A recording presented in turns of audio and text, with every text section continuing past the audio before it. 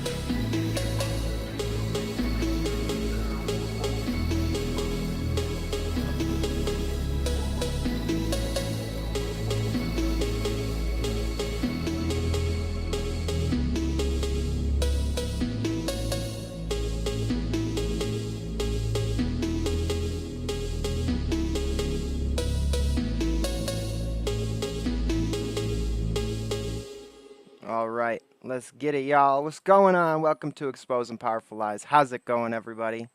Oh, wait a minute. That's not how I wanted to start this show. Give me 1 second. I had to see it, so now you have to see it.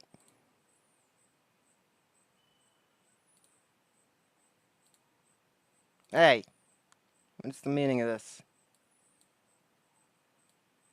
There we go.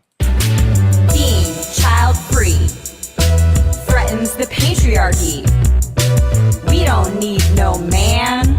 We can do everything he can. Busted! I'm a bold lip.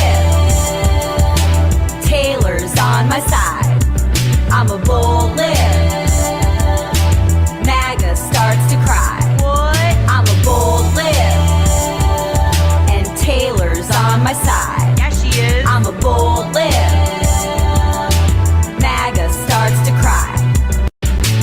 Being child-free threatens the... What do you guys think? One more time? No, I'm just joking. Yeah. How about that? How about that? You guys like that? Everybody liking that? Everybody getting what they hope to get from coming here? Good. How's it going, everybody? Welcome to Exposing Powerful Lies. Shit, lib, cringecore. Pretty much. That's accurate. What's up, KF? What's up, Dayjire? You like that? You like that? What's up, Daniel? The moldy John Connor, not to be confused with the real John Connor. This one's a little bit older, a little bit more moldy. What's up, Dr. Crispy Johnson, Dr. Crispy Rothschild Johnson? What's up, Mella? Who else is up in the house? Anybody else so far? What's up to all the lurkers, all those non-commenters? What's up, Aisha? She loves it. Everybody loves it. What's going on, y'all? So today, on top of our regular fare of, you know, sharing thoughts about the world, we're going to also be sharing some cringe. Because it's been a while, y'all. It's been a while since we've seen some cringe. And I've had a backlog of cringe that people send me. So let's just start the show off like that before we get into anything else. Let's see what else I got pulled up here. There's a few things. Let's see. Man, there's what to start with. Let's see. Here's one. Energy.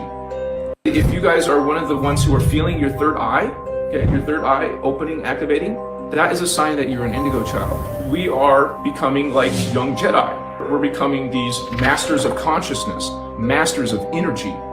If you guys are one of the ones who are feeling Legit, dude. I'm like a Jedi, bro.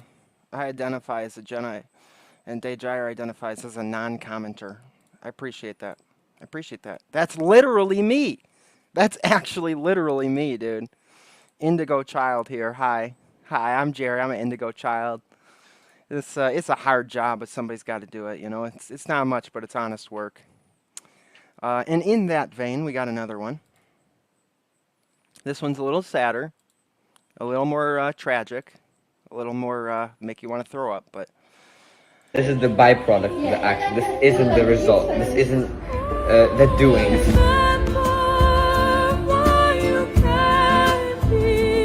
This is the byproduct of the action. This isn't the result. This isn't. So, if you could rate it here, me at 15 years old before ayahuasca, and then after ayahuasca, I'm going to mute it now, we have him sitting by a creek meditating, dude. Doesn't that just look so peaceful? Doesn't that just look like the dream? You know, he's living the dream. Shotgunning that ayahuasca. And then in his description, he says something along the lines of, after taking ayahuasca, he realized, you know, divine consciousness, blah, blah, blah, blah, blah, all that stuff. This is literally how they make shamans. This is literally why they go after kids when they're young, because that's traditionally how shamans were made, was they were groomed from a young age and fed an enormous amount of drugs and, you know, basically taught a bunch of demonic nonsense. So nothing new here, nothing new, same old stuff. Nothing new under the sun, as they say. Same old, same old. Yeah. Coming up next, we're just going right down through it. Let's see what else we got. Actually, before that, let's do this.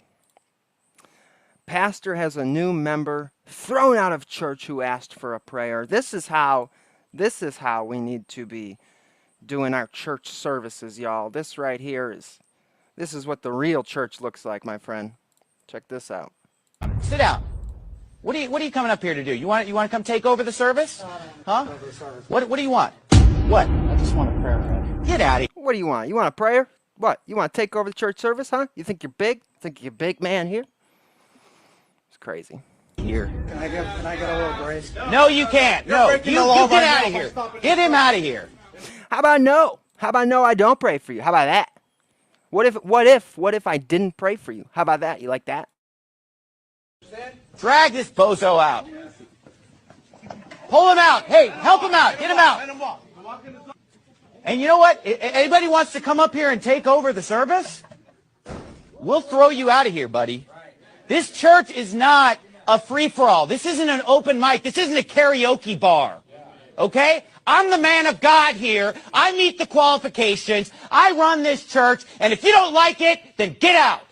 I got my degree from www.baptistministerbecomeordainedlive.net. You didn't. All right, bozo.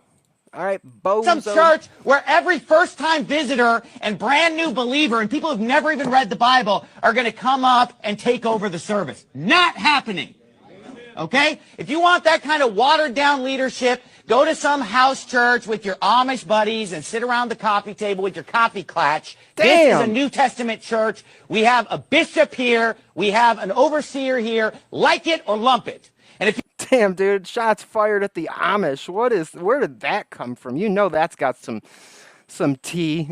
There's some context missing on that one. Damn, dude. Dude's taking shots at the Amish. Who hurt you? What Amish man hurt you? That's what I want to know. Oh, my word. If you don't like it, feel free to get up and leave the service at any time. Or 50% of people walk out.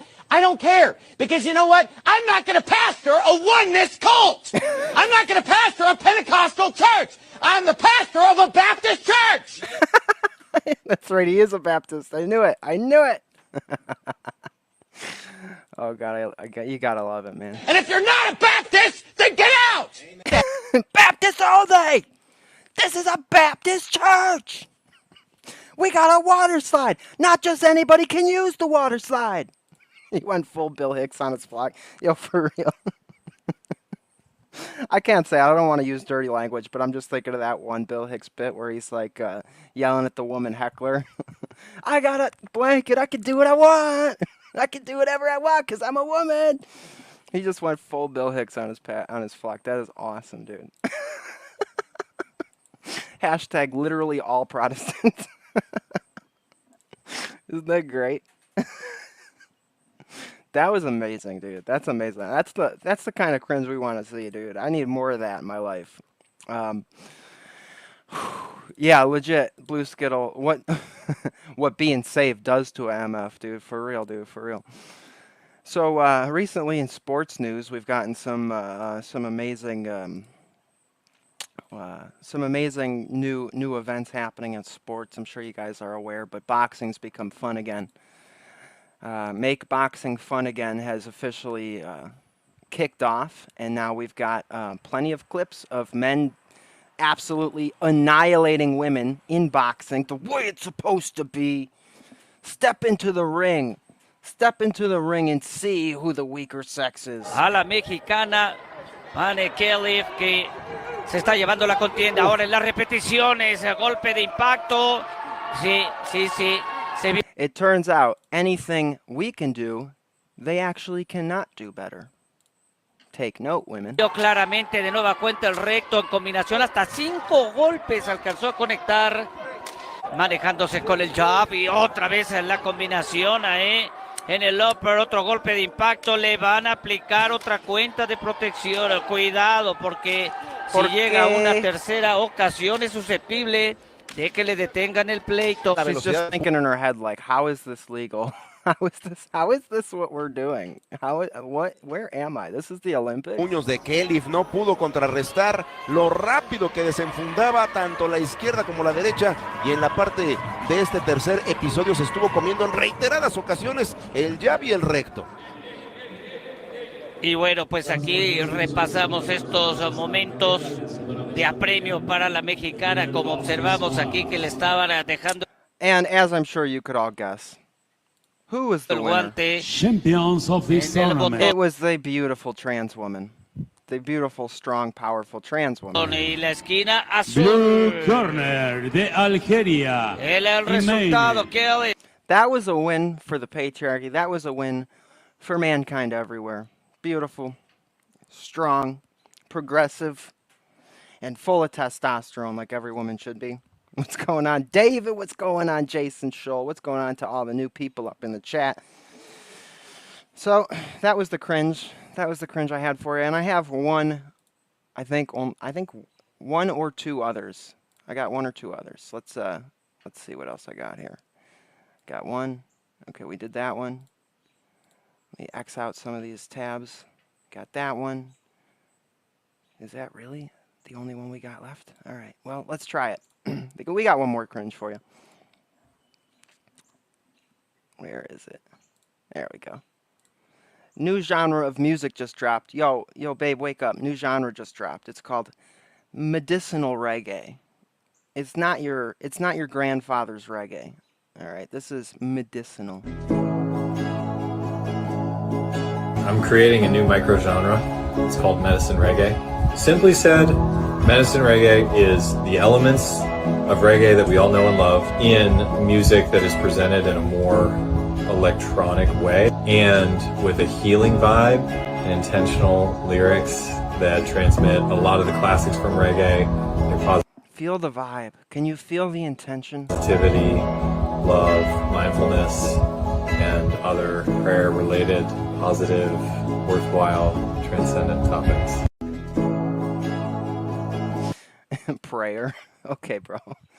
And if you guys can't see my comment, I think honestly is the best comment. I'll take the ban. Worth it. Worth it.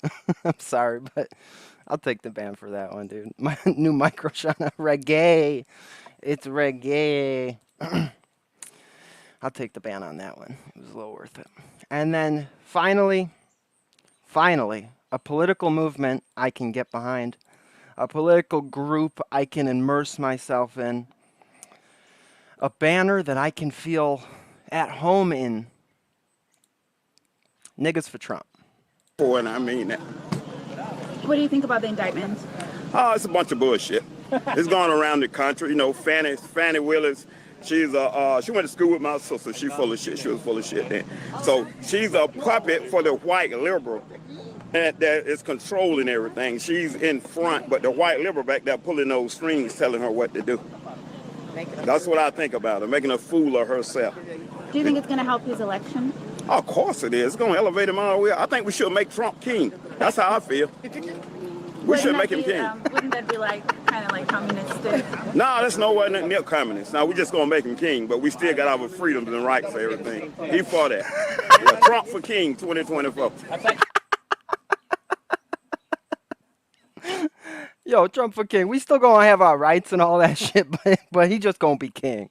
My URL. Own that URL. You own that URL? Can I get your name? Really? Oh, my name is Niggas for Trump 2024. I can't Derek write Gibson, a That's former my nigga.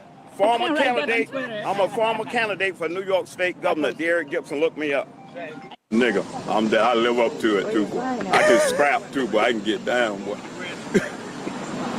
How awesome is that? Not better. How unironically awesome is that? I can. I got a proven track record. Oh, you want to try me out? Try to take this shirt off. I'll give you some. Off the roadway. I need everybody off the roadway. Sir, I need everybody, off the roadway. I'm here. How awesome is that? Like legit, unironically, so awesome. So based. So amazing. We need more free critical thinkers like that. I mean, you know, you don't gotta be the brightest bulb in the box. Just speak your truth, my brother, and that's what I'm all about over here at Exposing Powerful Lies. And like I said, finally a political movement that I feel at home with, that I can get behind, and that frankly just inspires me.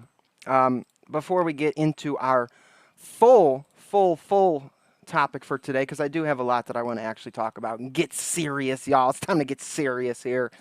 I do have some. I've been messing around with that AI so hard, guys. I'm having such a fun time with it. I've been generating like a bunch of images all day at work, at home. So I'll show you guys some of the stuff I've been making. But I have a clip of Trump visiting New Zealand in the 90s, working with the Maori community here, and it's hilarious. He was always for the hood, dude. Homeboy was made for the streets, and that's just a fact, man. It's just a fact. We love it. Did any of y'all watch the World War Now episode with with PBH? Really interesting on magic. I haven't. Now a viewer did gift me a subscription to World War Now, so I have been following them and like checking up on it every once in a while. But I missed that one, so thank you for pointing that out. I will definitely listen to that. And yeah, what Jason said about the encyclopedia of our political movements. Start writing it now, bro. You want to be a millionaire, start writing that book now, because that would be popular. And as somebody said in the beginning of the show, I really need to get on the merch swag game here at Exposing Powerful Lies, because especially now that I got ChatGPT as my graphic designer, it's pumping out some really cool stuff. And you know, I've been having a lot of fun with it, and some of those would make for some good shirts. So I've been making some Ewok pics. ChatGPT told me that it could not use Ewok images because it's copyright. Yeah, PBH sounds super familiar, but I can't place my finger on it. So yeah, let us know who PBH is, because I know them, but I can't you know, figure it out. It did pump out a few Ewok pics before telling me it wouldn't. But like, look at this one, dude. This guy looks like he's had a hard night, bro. It looks like he's just been drinking all night, and it's like 5 a.m. Like, bro, what happened, man? What happened? But yeah, some cool stuff, dude. Some really cool stuff. What else? Been spitting out all sorts of thumbnail ideas. Let's full screen this so you guys can get a better look at it. Let's see. This one. Dude, I said put a turtle character in there smoking a pipe, and it gave me a Ninja Turtle. It's like, okay. It did it twice. It gave me a Ninja Turtle twice. I was like, that's actually pretty based. I'll take it. I'll take it. Stuff like that. Oh, 3 times. Messing around with just different prompts, trying to see what it'll spit out. And I really like this, man. I mean, how cool is that? Been asking it to do different art styles. Asked it to do one in the art style of Eric Powell's The Goon. And, you know, all sorts of different stuff. Pabst Blue Harry.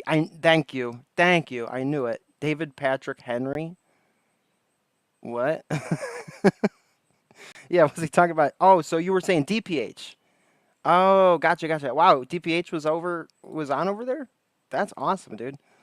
Yeah, the viewer who sent me that subscription to them, he was like, dude, you gotta like have them on the show.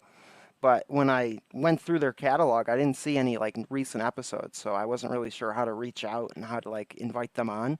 And then also I was a little intimidated because those guys are so smart. I'm like, oh, I don't know what I would talk about. I don't know. You have to say Pepe. I did, dude. I generated a bunch of Pepes, but what I wanted the Pepes to be, it wouldn't give me because it wouldn't make them look like any real people. Because it's got a filter on there where it flags it if you ask it to look like, even if it's just a Pepe that looks like a real public figure, it's like, eh. Love the Tales from the, yeah, I made a bunch of those Tales from the Crypt ones, which I'll show you guys. Like this one's really cool. Let's see. This one I really like. It looks like it says Q on the mug, but it actually is a magnifying glass. I think because exposing powerful lies is in the name, it just keeps using magnifying glass imagery because it has a magnifying glass on like a bunch of them. So at first I was like, why does it say Q on the mug? But then I remembered, well, I did ask it for conspiracy theory tropes, and so that could be why. But then upon looking at it further, I go, oh, that's probably another magnifying glass because there's like a million frickin'. See, here's another magnifying glass. There's like a million of them. Here's another one. Exposing powerful les. That's the lesbian episode. Exposing powerful les. Late night porch chat. That one looks dope. The frickin' cat looks jacked, dude. Cat looks like he's been on some TRT. Look at that. That cat looks like you wouldn't want to meet him in an alleyway. Moving on, we got this one. You'll probably start seeing these pop up in my thumbnails, like this one I just used in a thumbnail recently. Some of them are garbage. Like, look at how trash this one came out, but, you know, some of them are actually really good. Look at that. Oh, man. The les seem miserable. Yo, facts, dude, facts. Maybe ChatGPT knows about you through the Looking Glass episode. You know, it probably does. It was last updated in 2023, and we did do those Looking Glass episodes back then, so that's very likely. Everything it knows about my channel, it knows pre-2023. So that's the live stream thumbnail requests. I had it spit out some Mandelbrot set exposing powerful lies stuff. I was trying to see what kind of like crazy trippy stuff it would do. So here we got a Mandelbrot and Fibonacci sequence exposing powerful lies image. One in the old Grateful. I asked it to do one in like the style of the old Grateful Dead posters because I was hoping it was. I didn't want it to actually put the Steal Your Face in there. I wanted it to just be like the sort of psychedelic 70s art posters, but it just kept giving me like actual Grateful Dead posters. Here's a garbage one. Here's another Les one. Oh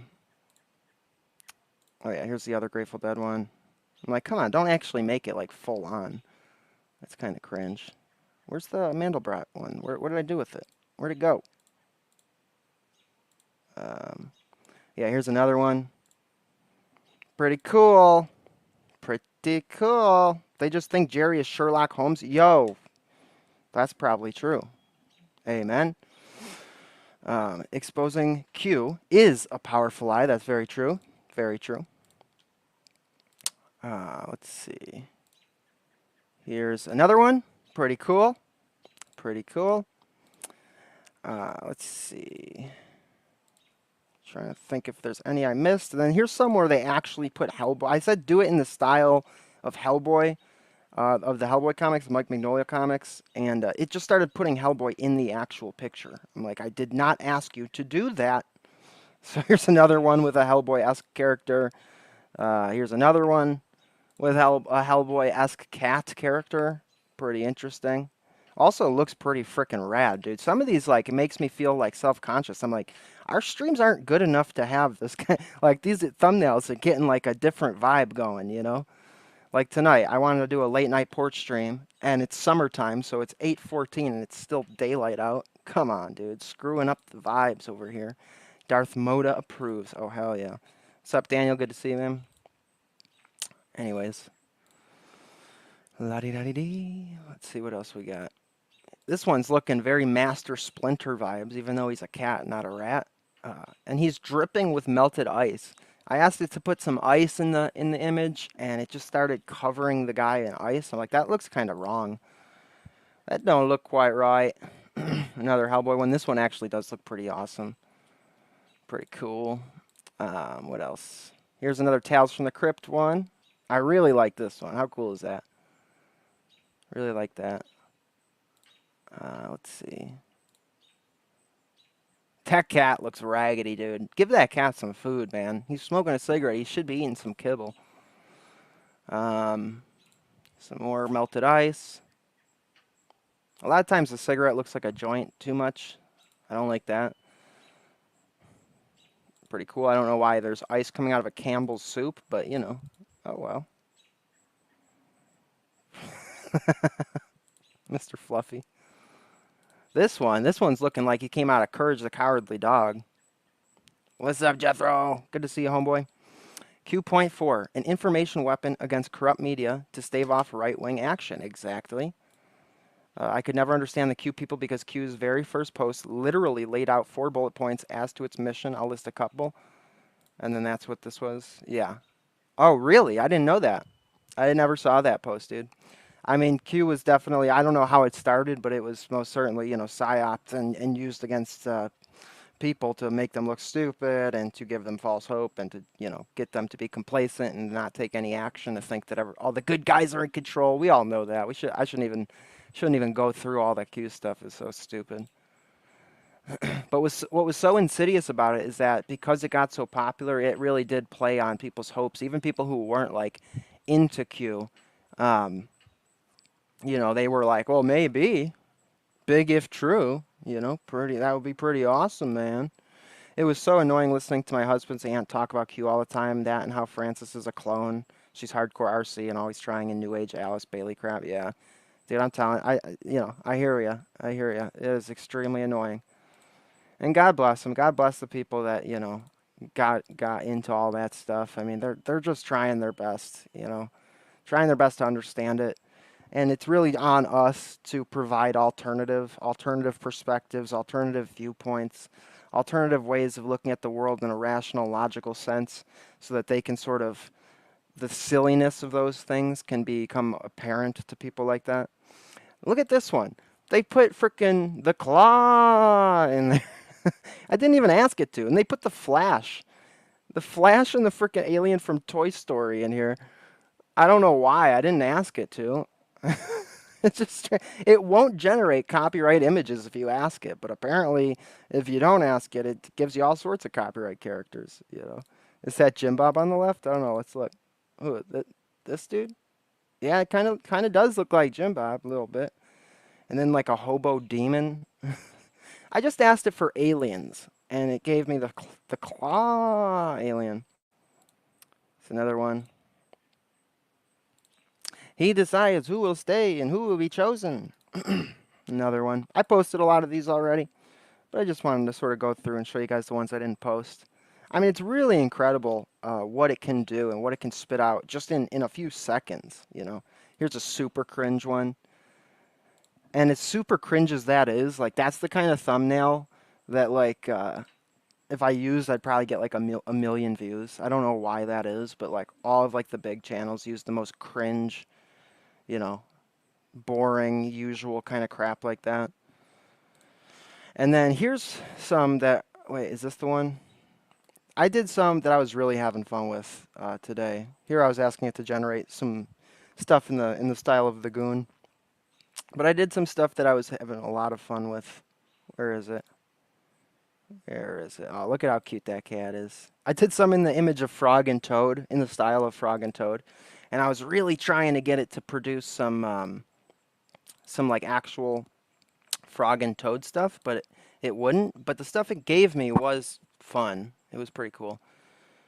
There you go. Like that one. I posted this one the other just a minute ago. How cute is that, dude? And then let's see. There's this one.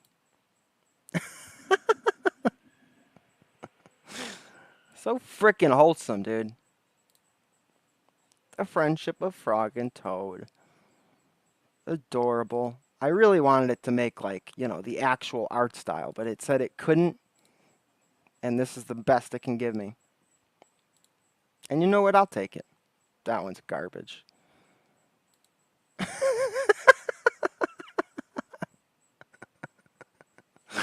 Oh man, dude. Look at, look at this shit.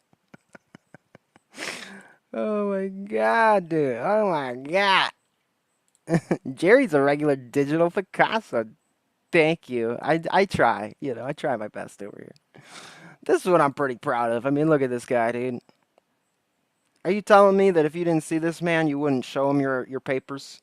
If this man asked you to show him your papers, you telling me you'd pull your sovereign citizen BS on him? I don't think so. I don't think so. I agree. Frog and Toad ones are adorable. That's what I was trying to think of the word. I couldn't think of it. The pause. Yes, that's exactly what it looks like. EPL merch when? You know, I almost had EPL merch like a year or two ago. I think it was last year. Our homie Orthodox Kyle showed me how to do like the Streamlabs merch where you just punch in your JPEG or whatever and set it up, and you can get it to print you out like sweaters and t-shirts and hats and book bags like per order. Like somebody orders it and it prints it out and ships it. But it just didn't look good. So maybe I'll revisit the Streamlabs one, but if any of the content creators out there, if any of y'all see this and you got a better service that you use, you know, I could always just message Jim Bob and ask him like what service he uses, but I have a feeling that his service is going to be a little too professional for me. A good starter merch service would be cool, but yeah, I don't have any date for when that started, but I really would like to get that, would like to get that going, especially now. White men love their curry and magic carpet. Yo, facts, dude. Sorry, I'm kind of slow walking the topic for today because I wanted to show you guys this stuff. But we will be getting into some serious topics here coming up. What else we got? Cringe, bro. Cringe! What else? Yes! Yes, yes, yes. Now that right there is a dang work of art. Oh boy. Tortoise in the hair, man. Tale as old as time, guys. Tale as old as time. Alright, that's everything I want to show you on ChatGPT.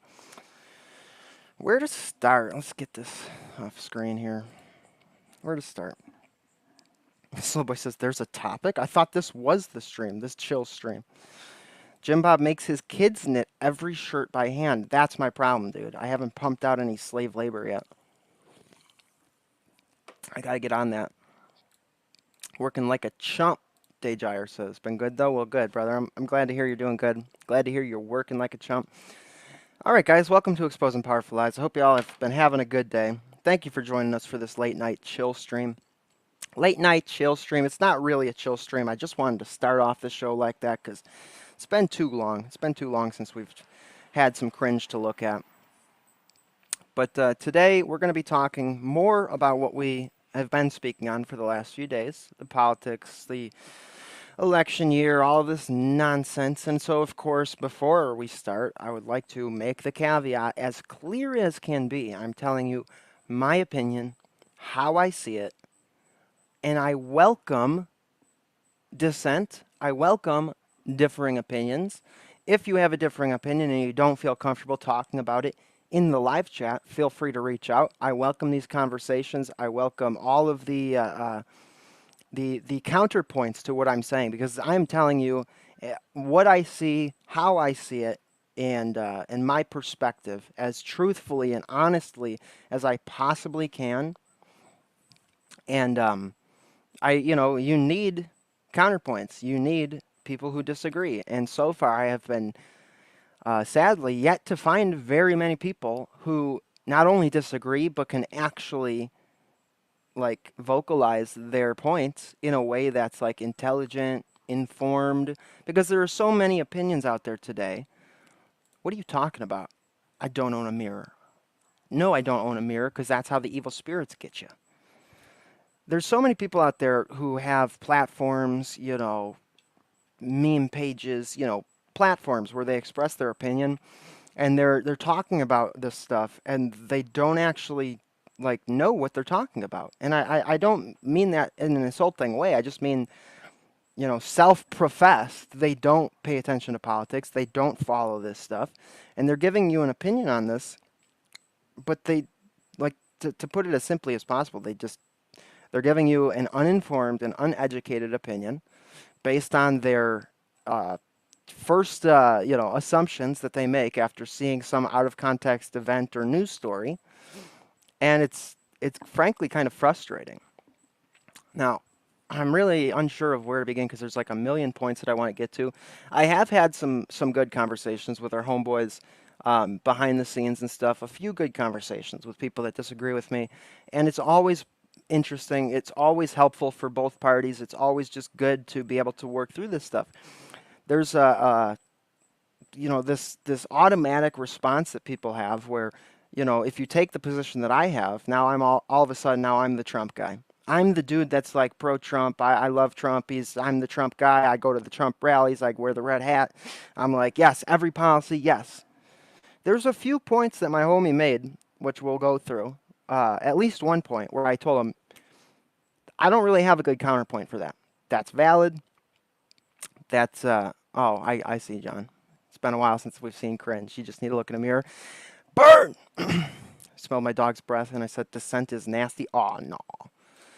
I have a point I disagree on, but I won't bring it up here. It has to do with a certain Orthodox street preacher who everyone has denounced. Is that Father Nathaniel? Because I did backstep my my comments on Brother Nathaniel all the way back then. I did make it clear that I probably shouldn't have said what I said, and that I shouldn't be critiquing an Orthodox monk or priest or whatever he is, and I don't really know much about him, so I was sort of speaking out of my butt a little bit. So if that's what you're talking about, I certainly haven't denounced him. I just don't know much about him. And when I made that video, I was, what do you call it? Speaking about a specific conversation he had with Jones that I thought he could have done better. I could visit a Toilet Bowl Earth panel. He's an Orthodox borderline commie, unironically listens to Vosh. I blocked Toilet Bowl Earth about 2 years ago because he was talking shit about Rachel and me in a video. Somebody sent me the link, and I hopped over there, and I saw that he was in the, who are those, that crazy family that was always over on Crucible? You know, that everybody was like, oh, God, don't listen to these insane people. She's got, like, a dad who was, like, pimping her out online for money. Whatever the hell those people's names were. Toilet Bowl Earth was in there, and he was talking mad crap about my friends and about me, and so I just blocked him. So I want nothing to do with the Thorpes, exactly.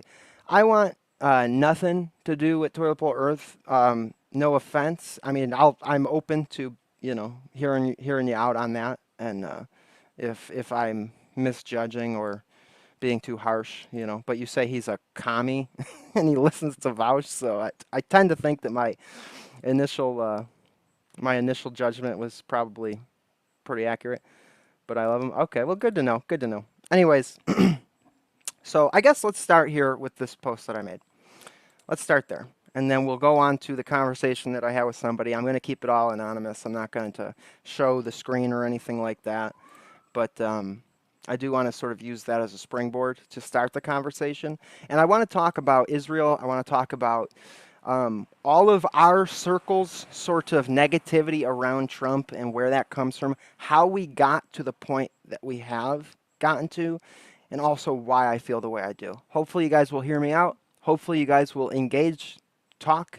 I got a call-in link right here. If anybody wants to call in and discuss this, have a civil and friendly discussion, that's what I'm offering here. So at any time, always open for correction and discussion. So let's present the screen here. Let's roll on over to this channel. And so today when I was at work, I was watching the Senate hearing. They brought the head of the Secret Service, now the acting head of the Secret Service, and grilled him about the Trump shooter and whatnot. Let me pull this up full screen since you guys probably can't read this.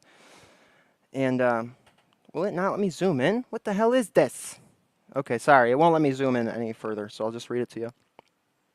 I said, be careful not to be influenced on these matters by people who are unwilling to do the basic minimum requirements of research and due diligence. Lots of people are out here sharing their opinions, both educated, informed, and uneducated and uninformed. But how many of them actually watch the Senate hearings, the speeches, the campaign rallies, etc.? And if you're one of these people, ask yourself, am I talking out of my butt? Am I actually informed enough on these matters to be speaking about them publicly and potentially influencing people's future decisions and behaviors by my words? What ramifications might follow if people are inspired by me to act or to not act? Say, to vote or to not vote, to listen or to not listen to someone. Finally, of course, the most important question of all, the question we must constantly ask ourselves if we are to be critical thinkers, am I wrong? Am I wrong?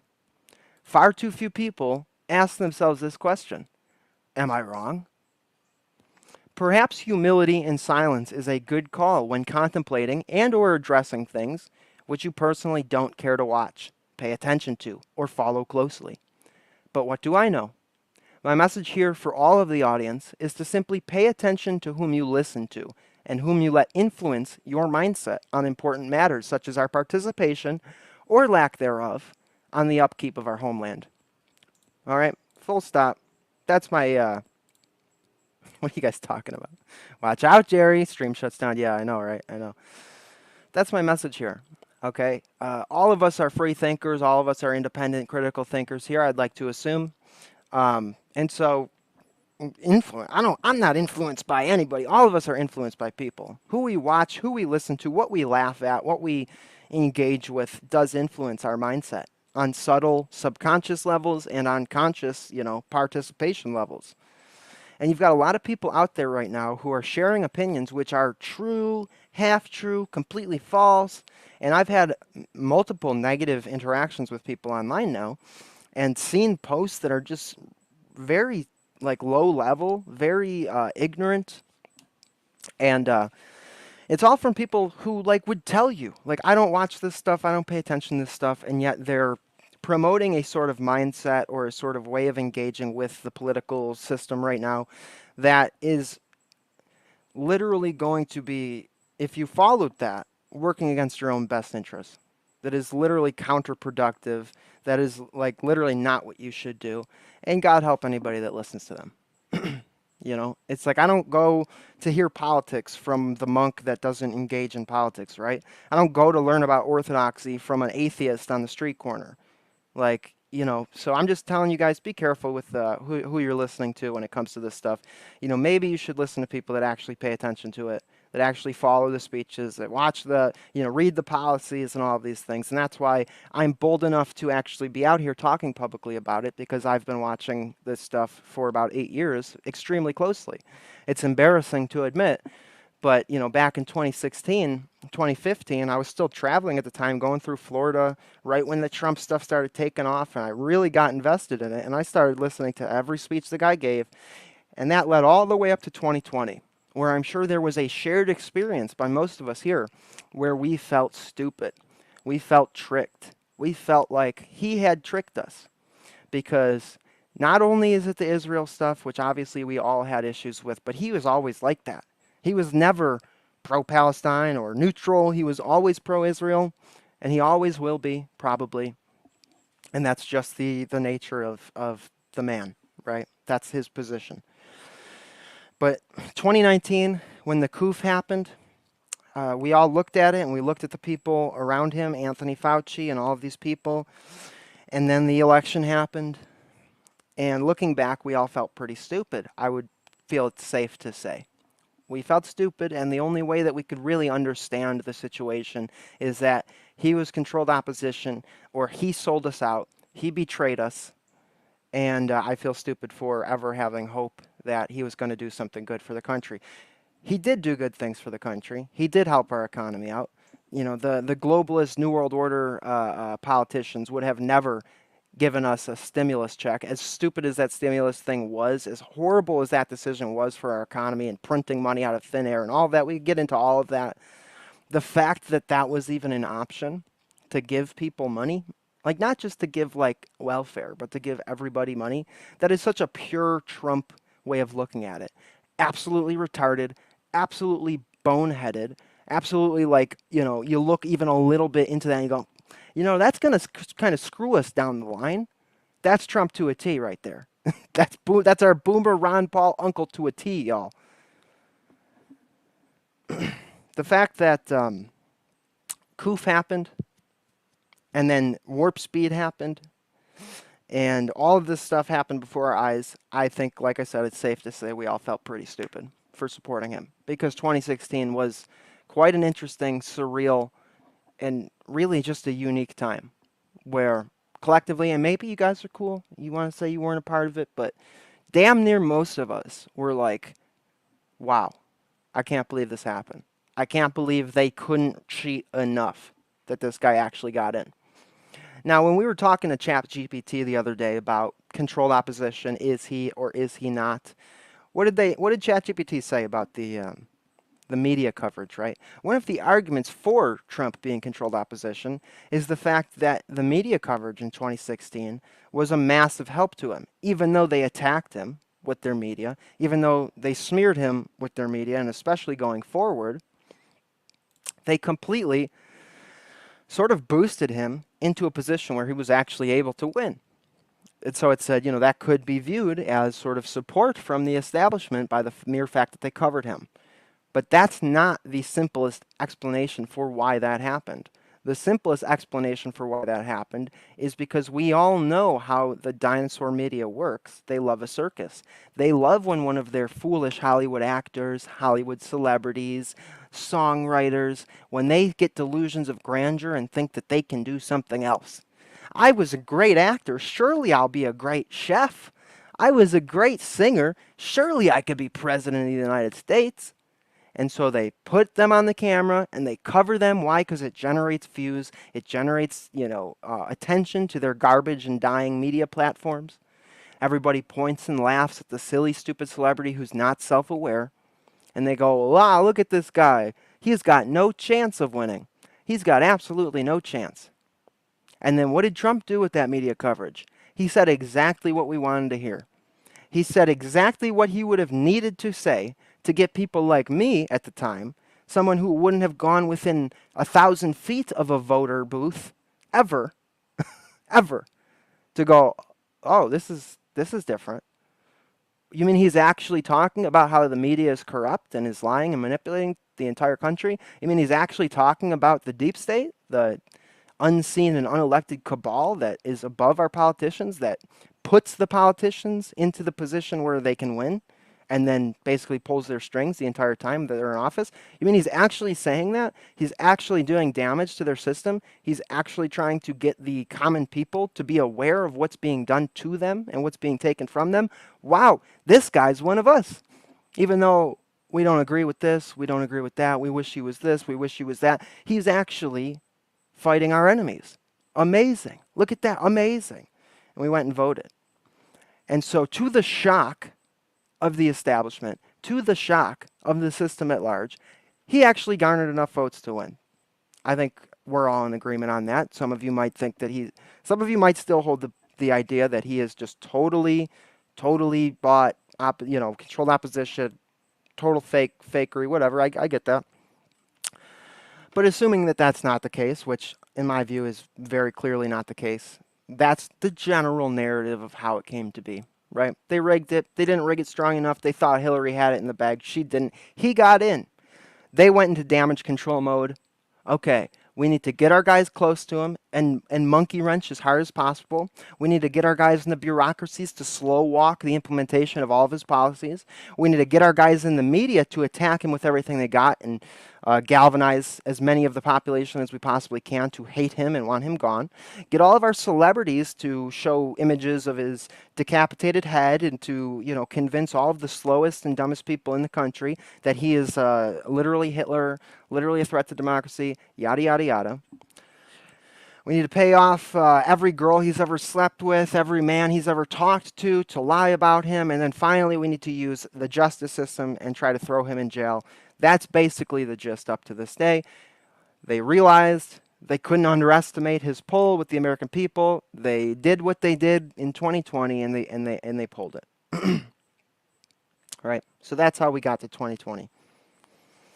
All of us, all of the people who, we see through the manipulation of the media. We see through the evil people in the world. We're literally the people that somebody in his position is counting on to dislike the enemy enough to want to throw a monkey wrench in their system. That's literally his platform. That's literally who he's counting on. He's got to do the song and dance, and sure, there's these constituents over here, and there's this demographic over here. But at the end of the day, the thing that unites all potential voters for this guy is the fact that we see through their charade. We see through their BS, and we don't want to give it to them, right? That's what I think can say at the bottom line unites pretty much all of us. And my message to Trump is like, well, you really screwed up, bro. You really screwed up. Because all of us, the people who would naturally be in favor of literally anybody but them, literally anybody but the establishment, have felt so humiliated, bamboozled, betrayed by what we saw happen with the coup that we don't want to get anywhere near it. And that really concerns me, and that really bugs me because, as I said last stream, we know where the establishment wants to take us. We know where the globalists want to take us as an American, country. We already know. Conflict, funding, wars around the earth, destabilize America, continue to rob and bleed our money out of the country, continue to allow people to come in to replace us. All of it, to the point where our country collapses. And then because we fall, all of the other nations are going to fall in line with whatever the new order is. We already know that's where they want to lead us. We already know that's the goal. It's not a secret. We got people like Jay and Richard Grove and all these different people on the internet to walk you through white papers, to walk you through their plans for the future. That's not a secret. That's not hard to see. That doesn't take a freaking psychic to figure out what the goal is. And so my whole message is this idea that we have that it's hopeless, this idea that they have total control, that it's already a sure thing that they're going to get what they want. It's already a sure thing. Your nation's going to crumble. It's already a sure thing. You can't get these people out of your country. You can't get all of the millions of illegal immigrants out of your country. They're already here to steal your money. They're already here to take all your tax money and get on your welfare dole and pay them. That's just a sure thing. So it's silly to fight it, and it's silly to want to do anything about it.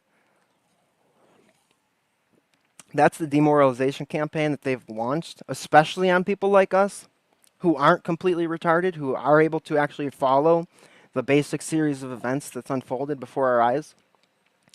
And I'm telling you, that's not the truth. That's not the case. Imagine what we could do if we got our boomer Ron Paul uncle in there to just throw a monkey wrench in the system. I'm not saying it's going to be good. I'm not saying he's going to beat them and the people are going to take the... Obviously not. Have you looked around the country lately? Have you seen the quality of people that we have There's a lot of amazing, great people. There's a lot of slow boys out there. No offense to our slow boys in the chat. I'm not talking about slow boys like us. I'm talking about slow boys like the video we played in the first part of the video. There's a lot of slow boys out there. That's why we don't put our trust and our hopes in men and in the world, because we know, like, this is pretty chaos, bro. This is pretty bad. And if your faith is in democracy, is in those people's votes, you know, mattering as much as ours, or as an educated person's vote, like, yeah, it's pretty foolish way to look at it. My hope isn't in that we're going to get this utopian government. Oh, it's beautiful sunshine in the future. My hope is that we can throw a monkey wrench in our enemy's system, that we can kind of get in their way a little bit. Why not? Why wouldn't you do that? I truly cannot understand why people have this position. Don't get me wrong. If I were to see something from Trump like, yeah, we're going to ban the Orthodox Church, and we're going to give Israel all of our money, and we're going to level Iran, and we're going to do X, Y, and Z. You know, we're going to launch global war. Then obviously I'd be singing a whole different tune. But that's different than seeing his position on Israel. Let's talk Israel a little bit, right? So in this conversation I was having with my friend, we talked about Israel, and like I told you guys last time, he talked about how it was a very important issue for him, and I said, yeah, me too. Me too. It's a very important issue for me. They literally murdered Orthodox Christians. They bombed churches. They, you know, did horrible things. And obviously I don't support that. And obviously, you know, my heart breaks, and it's a very horrible situation over there. Not pro-Israel. Not pro-Palestine either. You know, don't want to support any of them. America shouldn't be funding wars. It's their war. Let them fight it. They want to kill Christians. They want to kill, you know, whoever. That's on them. Don't take our money to do it. I agree, Dr. Emmy. I agree. Absolutely trash. Moldy, exactly. Well, you shouldn't be smoking Newports. It's full flavors all day, but I feel you. They shouldn't take the Newports. My point is that if the establishment wins, do you think they're not going to give Israel money? Do you think they're not going to level Gaza? Do you think they're not going to try to get us into war with Iran? Yeah, they are. What's Trump's position? Yeah, we're going to support our greatest ally, Israel, but we're going to revitalize American military.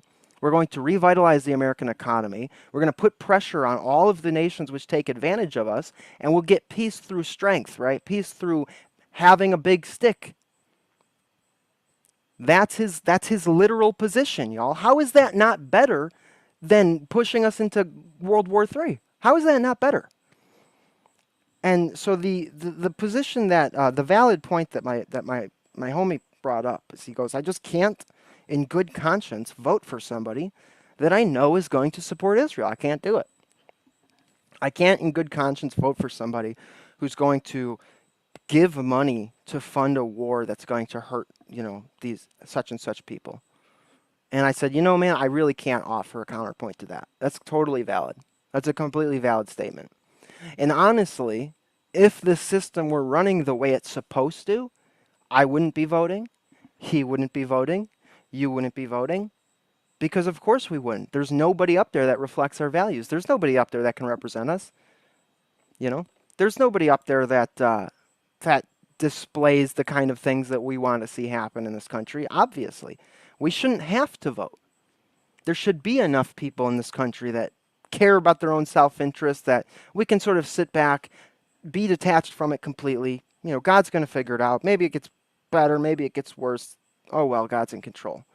But that's not the situation that we have right now. Obviously, God's still in control. Obviously, it's his will, whatever be done. That's not what I'm saying. I'm saying we don't have a system that's functioning properly. We have a parasitic infection. We have a rigged, what's the word? Reconstituted, what's the word they used? We have a fortified system. It's extra safe. It's extra effective. It's extra valid and real. And they count their votes extra good. It's enforced. We have a system where they don't count our votes. And so what's Trump saying right now? Too big to rig. That's what we have to do. We have to flood it. Too big to rig. Because they can bring in bags and bags, duffel bags of votes at 3 a.m. and kick the Republican poll watchers out and kick the local citizens out who are trying to make sure that it goes. And they can bring them in, but they can only do so much. It's not unlimited. They still have the illusion or the assumption that they have to play by the rules. And there are people watching, people like you, people like me. I can volunteer right now to go be a poll watcher. There are people watching and reporting, and if we catch them red-handed, ostensibly, we should be able to take that to the courts and prove that it's done. Well, they tried to do that, Jerry, in 2020, and they ruled that there was no widespread voter fraud. Well, they proved multiple instances where there was, but it wasn't widespread. They had one of their judges to say it wasn't widespread. This was an isolated case, and that isolated case was not enough to change the outcome, and so vis-a-vis there is no case. But the fact is that they were able to influence the votes, not through just bringing in bags of ballots, physical ballots, but by using Google. That's the real manipulation tool that they have. They've shown that just by changing the search results, they can literally change millions of votes. Because a lot of slow boys who don't know anything go to the polls and they look up the names of the people, and Google literally, can change what they see, and that will affect who they vote for. Are you supported by it? Yes, Dick Cheney literally funds my my channel. It was wild. I mean, they did it right in front of your face. People caught red-handed last time. It didn't mean a thing. Yeah, because it wasn't widespread enough. They didn't have the evidence to prove that it was widespread. Simple as that. And hearing Trump push this idea of too big to rig is frankly very disheartening. It's concerning. Right? Because you hear that and you go, is that really all we got? So you're telling me that's the plan? Too big to rig? That's your plan?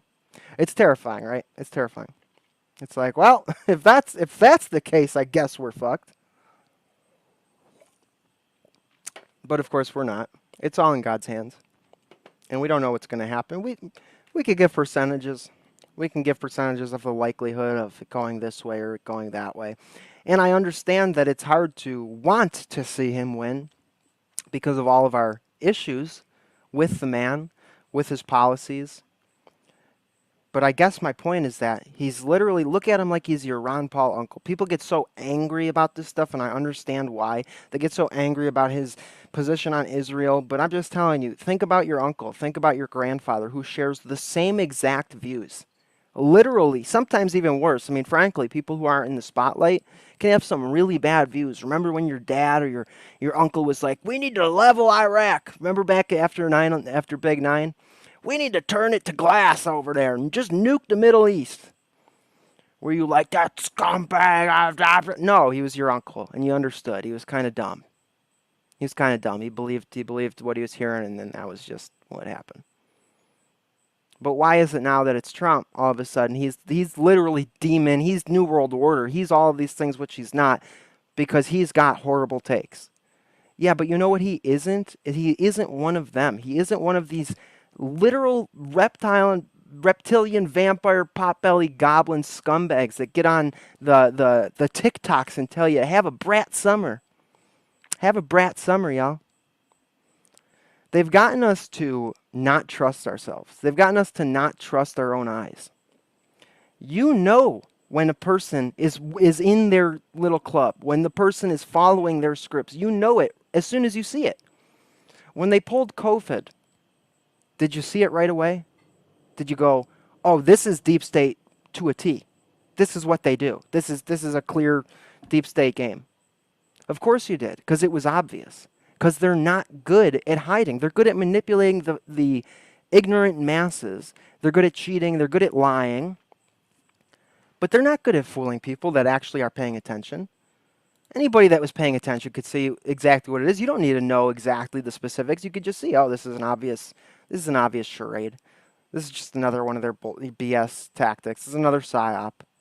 You see the stuff for exactly what it is. When Bill Gates gets on stage, hey, we got to get those numbers down. You go, gee, I wonder if this guy's real or not.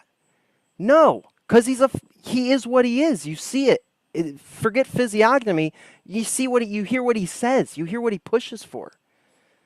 But because they're able to manipulate Trump, because they're able to get their people close and try to do this and try to do that, we see the sort of fruits. We see the things he wanted to do not get done fully or not get done at all. We see the way that he was tricked into thinking this guy is going to be helping me, this guy's on my team, and this guy's on my team. And then we see the fruits of it, and we go, well, he must have been controlled opposition. He must have been just a part of their club all along. And let me go to the conversation so I'm less disjointed. But I basically, when Koof was brought up, I basically said, who did it? Who did Koof? The same people that tried to shoot him the other day, literally. Like who released the virus? You know, who's opened the borders and let all these people come in and to steal your money? It's the same people that just tried to kill him the other day. It's not about becoming a Trump guy and going to the rallies and wearing the hat and support. It's just about could you do the bare minimum to just try to throw a monkey wrench in their system, to just try to maybe put up a little bit of a fight? If what was required was us picking up arms and joining a militia and fighting, then I'd be in the church saying, I'm not getting involved in this. I'm not shedding blood. I'm not involved in this at all. All that's asked of us is to literally just put a frickin' vote in. That's it. Probably ain't gonna work out. They're probably gonna steal it. They're probably gonna get their guy in there. Oh well. But it's really not that hard to just frickin' put a vote in. And hey, maybe it works out good. I get it. I don't like his position on Israel. The opposition's worse. They're going to support Israel, and they're going to push us into a World War III, and we're probably going to get drafted. Yeah, I don't like Israel because Orthodox Christians die. How many Orthodox Christians do you think are going to die when we're at war with Russia? A lot more. A lot more. I can't even believe the sort of stubbornness and the pig-headedness coming from people where they're like, yeah, I don't care. I'm not voting. I'm not voting for the guy who's very obviously not Bill Gates, who's very obviously not John McCain. It's very frustrating because we can sit here and we can have a perfectionist mindset and we can say, well, I'm not getting involved because he's not my guy. But it's like, dude, we have watched them just do this entire charade for so long, and we've had this sort of thing where we felt like there was nothing we can do about it. Well, now there is. He's literally coming out and saying, okay, we're not going to do the CBDC. We're going to fix the election system where we're going to basically go to paper ballots, and we're going to basically hamper all of the widespread fraud that they're able to pull off. If he's able to do that, even just a little bit, then I'll never vote again. Then I'll go back to not giving a shit about this horrible system we call democracy, and I'll, wash my hands of it. But the fact that that's even an option, that's even a possibility, that we could actually have a system in this country which, for the most part, functions as it's supposed to, meaning that they actually count the votes. We have enough boomer uncles and people out in the world that, we don't need to get involved. It's fine. They'll figure it out. The system sucks anyways. But right now, we are at a turning point in America where we can either deport the illegals that they have brought into our country to replace you and to literally steal money out of your hands and out of the hands of your children, or you can let them finish the job. And it's really that simple. And so I'm really sick of seeing and hearing people online tell you how it's all theater, it's all WWF. Don't even pay attention to it. Don't even participate in it. Just let them steal it, bro. Just run to the cross. Just let them steal it. All you got to do is put a vote in, dude. Grow up and just do the bare minimum to maybe screw up their plans just a little bit. That would be nice. Do we need that to happen? No, we're Orthodox Christians. We don't need that to happen. This place could be literally hell on earth. And as long as we maintain faith, we'll be fine. But wouldn't it be nice if our kids could grow up in a world where they don't have to fight with Somali refugees for a frickin' $10, loaf of bread? Wouldn't that be nice? I think it would be. That's my view on it, yo. That's my view on it. I'm just, I'm going back in this conversation we had. I don't want to pull it up on screen because I don't want to, like, give any names or whatever.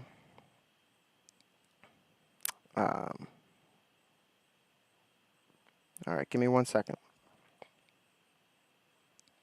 So he sent me, what started this conversation off was he sent me a picture of a post on Instagram that said, reminder that Blackwater founder Eric Prince has a group chat with people in intelligence that includes 32 Israelis and Tucker Carlson. The two most discussed topics in the group chat are wiping Iran and Gaza off the map and how important it is that Trump wins. Right? And so he sent that to me because I'm the guy telling everybody to vote for Trump. So he's saying, you know, look at here. You've said you like Tucker Carlson. You said you're going to vote for Trump. And here Tucker Carlson is in a group chat with 32 Israelis. And the group chat was founded by Blackwater founder Eric Prince. You know, what do you got to say about that, Jerry? I am not going to vote RFK, but we got stuff we could talk about RFK. Do it for all of my kids, i.e. the ice cubes that I have in my freezer right now. They are my children. It's not about me, it's about all of us, and it's about our home.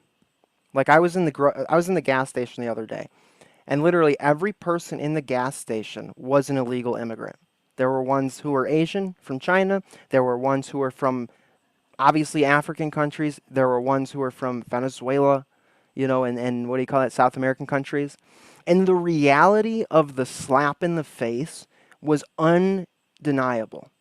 It was just, you're standing there and you're going, here are a bunch of strangers who are in my country, who are literally taking money directly from me, my tax money. They're receiving a bunch of free handouts. And I'm not angry at these people. If I were in their shoes, I'd probably be doing the same thing.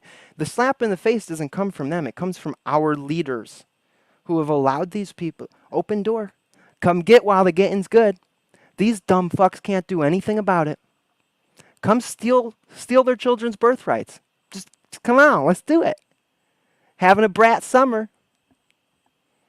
The reality of that spit in the face, of that slap in the face, it was undeniable. I'm just sitting here and I'm like, this is lovely.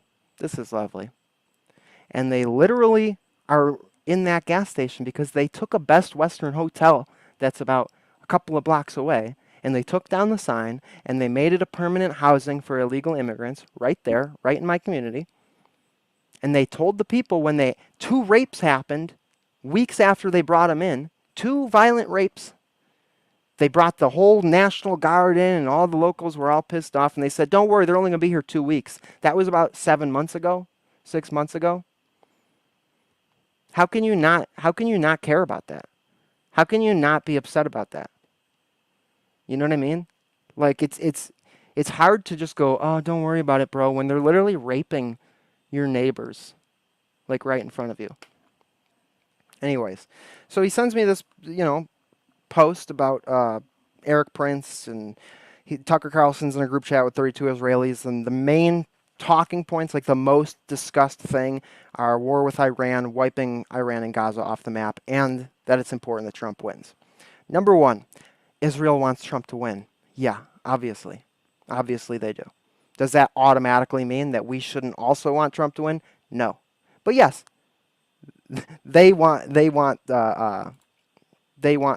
to win.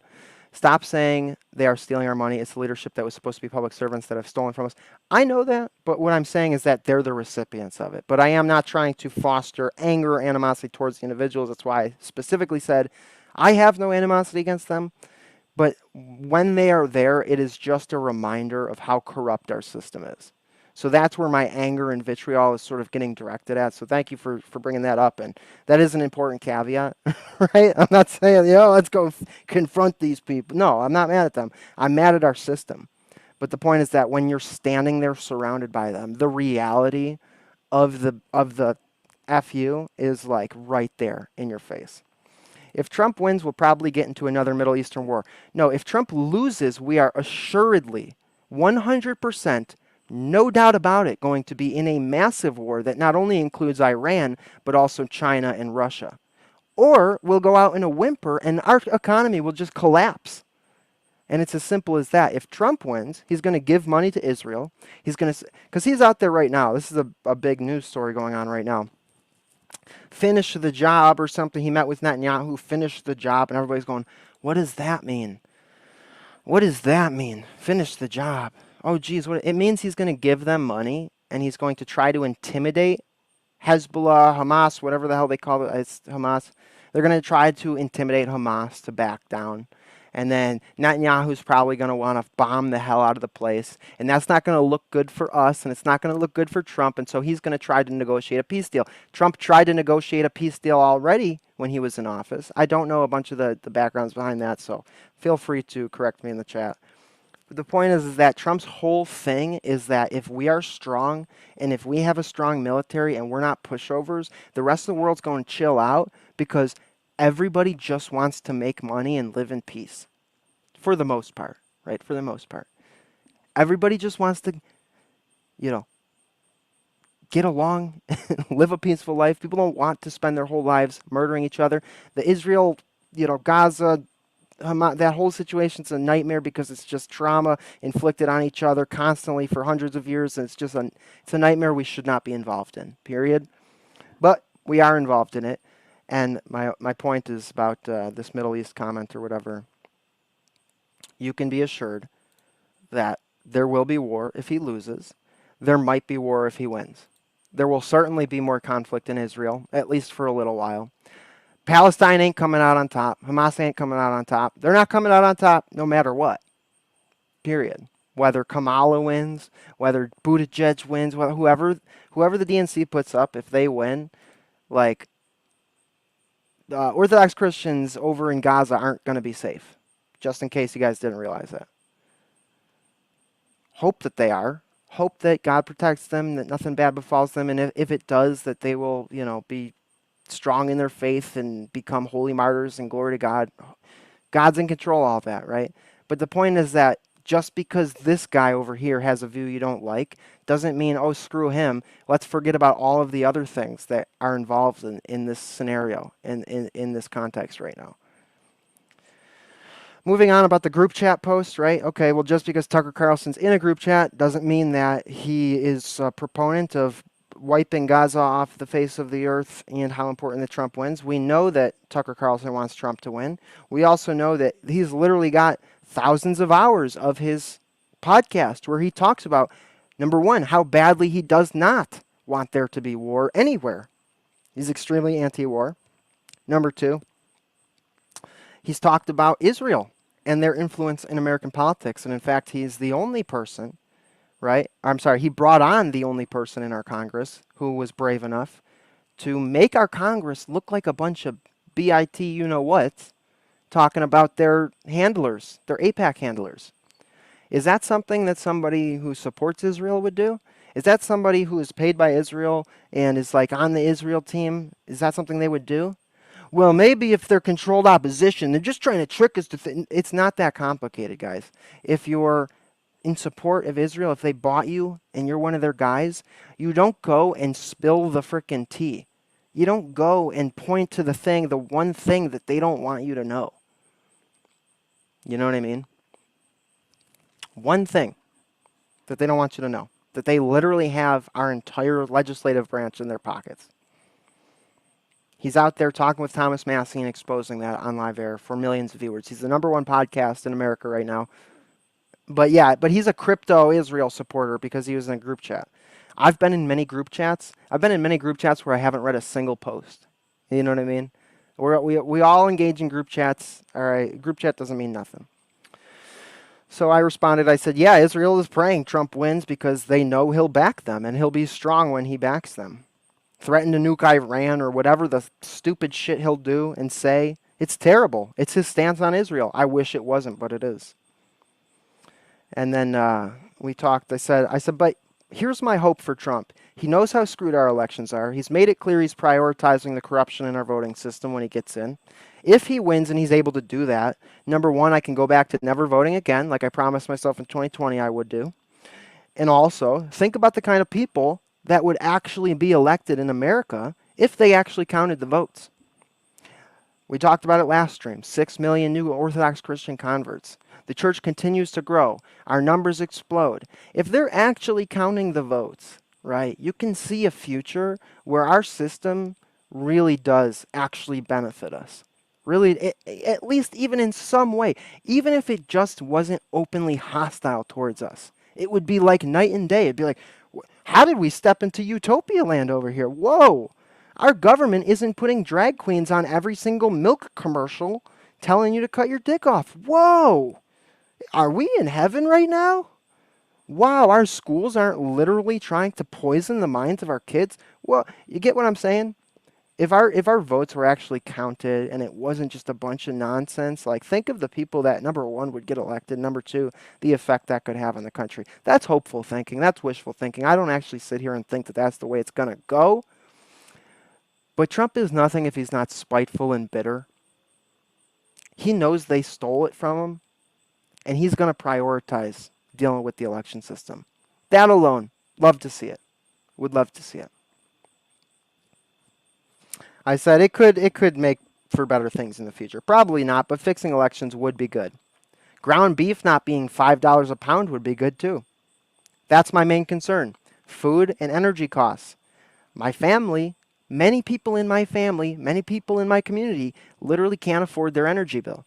They literally can't afford their bills. They can't afford their food.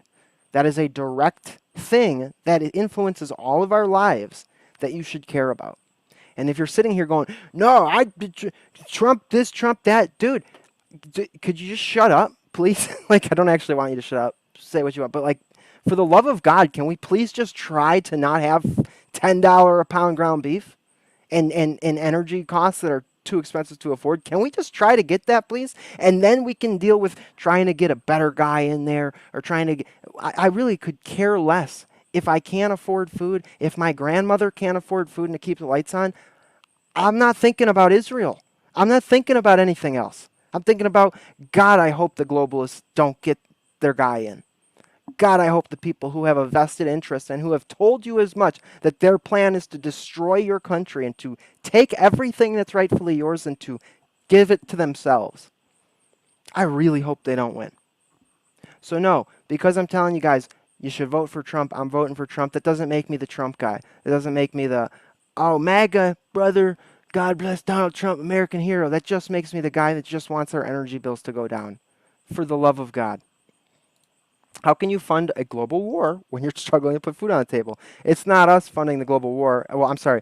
We're struggling to put food on the table because they take our money in the form of tax dollars, and instead of using it to help us, to give us social programs, to encourage small families to get started, they use it to fund wars. They use it to fund their lavish lifestyles. They literally are globalists. They're not Americans.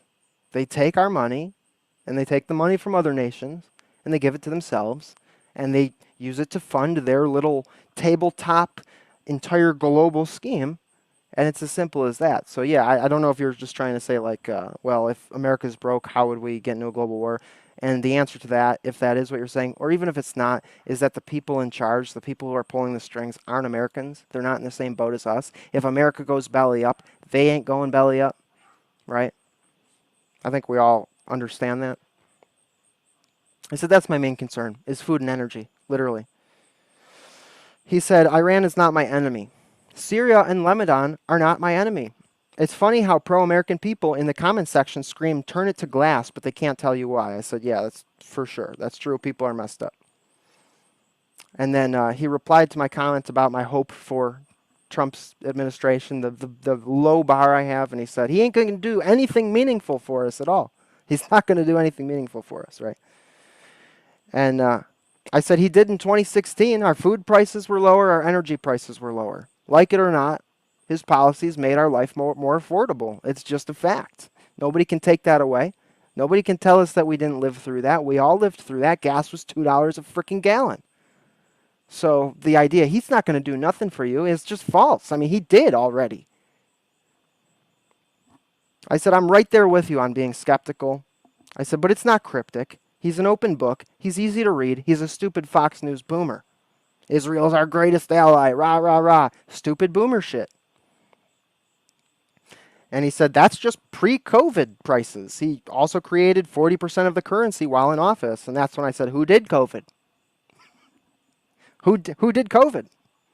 The same people tried to shoot his head off. Like, I said, I agree. He handled it like a retard. But how would you have handled it?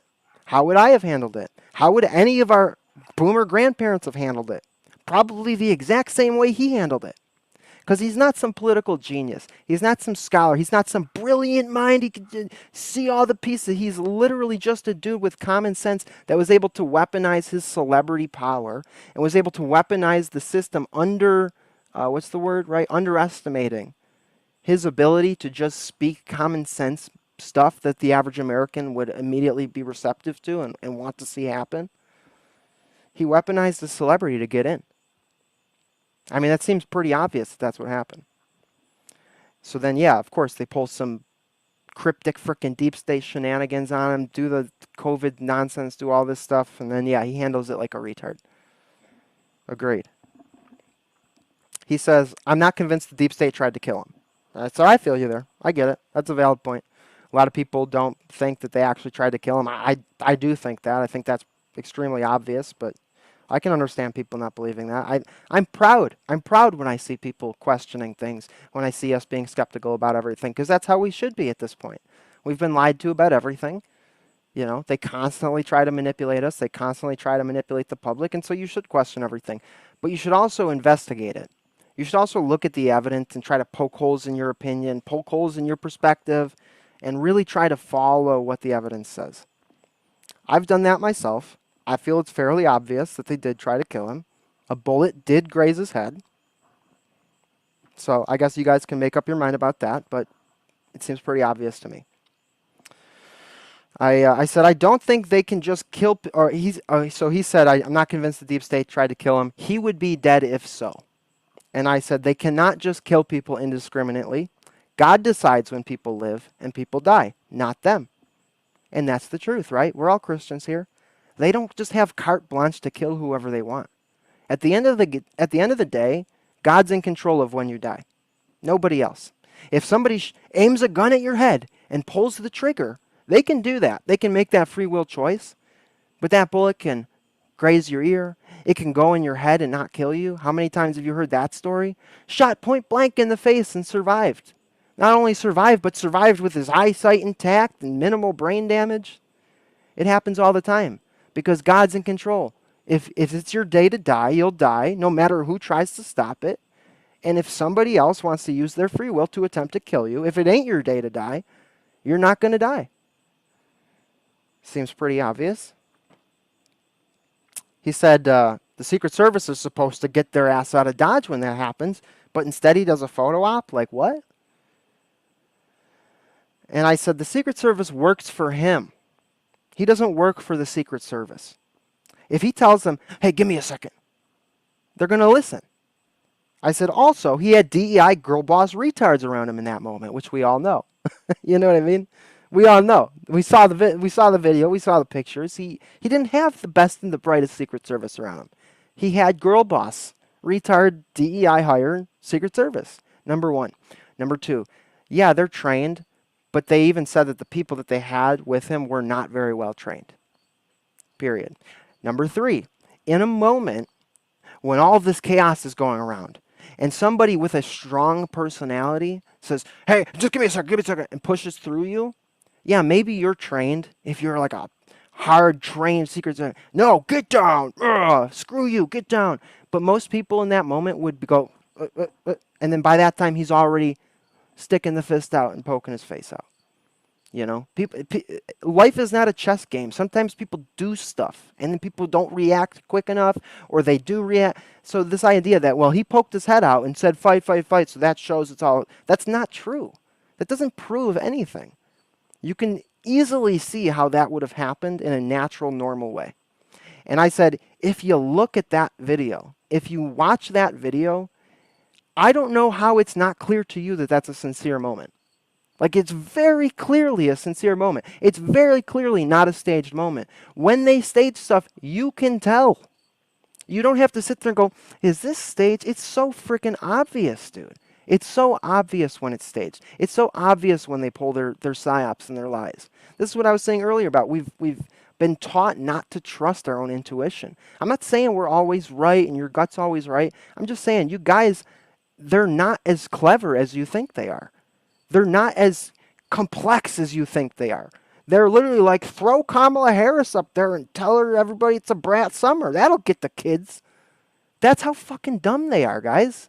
Like, they're not this genius evil people. There's a few of them. There's a few people that are very evil and very, very smart. But what happens when you live evil lives? You already know, if you're Orthodox Christian, you already know the effect of sin, that the effect that sin has on your life. It just destroys you. If somebody's smart, they're smart because God has made them smart. If you walk away from Christ and you poison your soul and your body with sin, you just get worse. You don't get better. You get worse. He says, I don't believe anything at face value with anything political. And I said, yeah, me neither. I said, this is my analysis after looking at the available evidence and that I have access to. But, you know, I mean, I could be wrong. Could be wrong. And I said, okay, so I went through that. Blah, blah, blah, blah. He said they did the same thing to Reagan in 81. And then he brought up about Vance. It's like, and then immediately after he chooses Vance. Okay, I'm going through, I'm explaining how I saw it as a sincere moment. I said, I don't know a bunch about the Reagan shooting. You know, I know he was shot. I've seen the video a million times, but I don't know any of the details behind the Reagan shooting. So if anybody else out there knows more about that, I'm open to hearing about Reagan shooting, background lore about that. And I went in and explained how when you see somebody like Bill Gates, you see them for what they are. You know, but when you look at somebody like Trump and you see your boomer grandpa who watches Fox News and is like, you know, just actually cares about the country but doesn't know everything and doesn't always have the best takes, like, it seems pretty obvious. It seems pretty clear that the guy is an open book. He's, you know, you see who he is. And then when things like that RFK phone call drops and you get a little peek behind the curtain, what do you find out? Oh, he's more based than he lets on. Jethro says, it was H.W. Jeremiah. I mean, I think it's safe to assume, right? But I'm just saying I don't know a lot about the details of the shooting. But yeah, probably.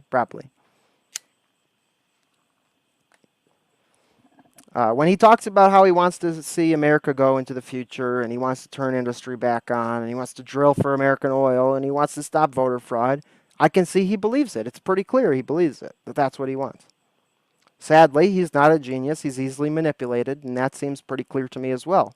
I don't know, but that's how I see it. He says, every president is completely controlled. There is nuance, of course.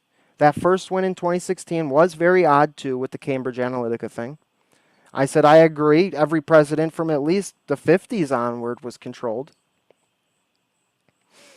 Dr. Emmy says, I think a lot of us are more easy to manipulate than we think. Well, it depends on what we're talking about. Every human being has the same basic biological system. We have the same basic psychological, framework.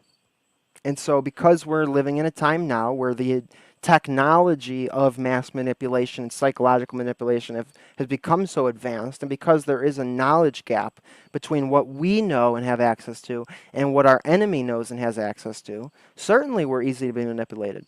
They can make Wendy's and McDonald's signs red and yellow because that makes you want to buy burgers more. They can put certain colors in their advertisements or certain keywords or certain body languages to, yes, 100%. People are easily manipulated.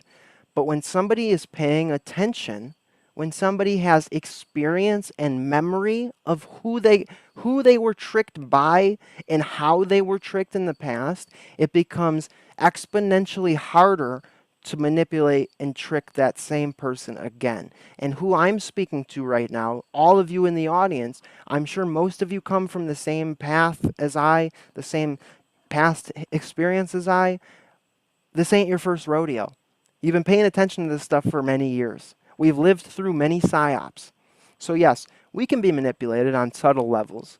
But when we're talking about big, massive psyops, big, massive narrative control psyops, where known liars and con men are trying to get you to believe their narrative, no, it's not very easy to manipulate someone like you or I into buying it. It's not. They can lie to us. But what happens when they lie to us? Things don't add up. Things don't make sense. You look at it a little bit closer and it doesn't add up. They've weaponized cognitive behavioral theory, right? It is good that we can learn from our past manipulation. I think the WikiLeaks stuff was a huge factor. It absolutely was. The timing of it absolutely was a major factor. Oh, you said when it comes to politics and rhetoric, we're easy to manipulate. Gotcha. Nice to see you streaming. Hope you're doing well. Thank you, brother. Good to see you, mankind. I just can't bring myself to be outraged by blasphemy, which is literally a daily occurrence. Same. I'm outraged by blasphemy when it happens from an Orthodox Christian. When an Orthodox Christian, like in my life, accidentally says it or says it on purpose, that's a little different. When somebody outside of the church does it, I just try to gently correct them if the opportunity is there to do it in a way where they might be receptive of it, then I'll do it. Usually when things are staged, there are a lot more people wearing leotards. I mean, it just is so much more obvious. Don't ever take advice from me. Gotcha. Holy shrugging was meant for demonic thoughts. Let me be. Gotcha. Deep State is bad at lying. I mean, they do it all the time, but they are certainly bad at making their lies look real to people who are wise to how they act, how they are.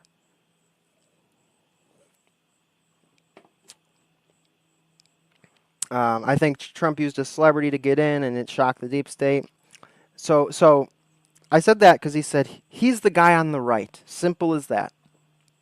And I'm sure all of us are aware what he means by the guy on the right. The establishment has a guy on the left and a guy on the right. The DNC and the GOP. You got the guy on the left, the guy on the right. And here's your two options. And choose, America. We've given you a choice. So he's saying he thinks Trump is just this year's guy on the right. In a sense, that's true. He is the GOP candidate, right? But I said, no, McCain was the guy on the right. There's a big difference between someone like McCain and somebody like Trump. There's a lot of overlap, certainly, and there has to be, because he's running for president. And so naturally, he's going to have to pander to the same types of demographics and constituents. There's going to be overlap. But when you looked at someone like John McCain and you looked at someone like Trump, you don't read it the same way, because they're not the same kind of person. One person over here is the kind of snake that has no beliefs, that has no values. He's literally there for a paycheck and for power and for all of the benefits that come with that position. And then over here you have your boomer Ron Paul grandpa, who actually does believe in certain things and actually does want to buck the system. It's not the same. It's not the same kind of person. It's not the same situation. This idea that he's just more of the same, just more of the, it's just all theater is BS. And that's been my consistent message for the last couple of weeks, and that's literally what I'm trying to say. My whole point of doing these videos is because I really want to see, at the end of the day, I don't care what you do. It's your choice whether you engage in the system, whether you don't, whether you vote for Trump, whether you don't. But I'm just trying to be the one voice of reason right now, because everywhere I look in our circle and in the internet at large, I don't see very many people who are making it very clear to the people like us who are wise to the way that the enemy moves and operates, that it's really easy for us to help in the fight here. It's really easy for us to just throw our little quarter in the well and be like, yeah, sure, hope he wins.